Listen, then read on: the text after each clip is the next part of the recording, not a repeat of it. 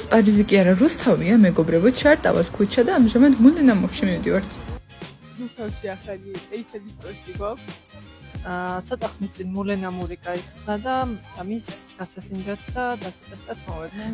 შეგნით გარემო საკმაოდ დახვეწილი იყო, 2 თუ 3 სართულიანი იყო, პირველ და მესამე სართულებზე სავახშნო სივრცეები იყო, ასევე ბარი, მესამე სართულზე ტერასა.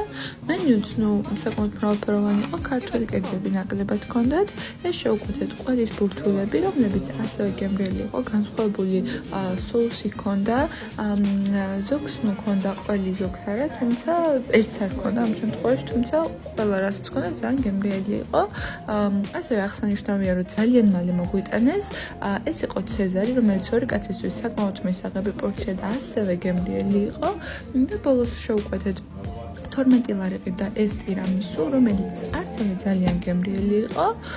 საბოლოო ჯამში გადავიხადეთ 45 ლარი და პლუს 15% მომსახურების და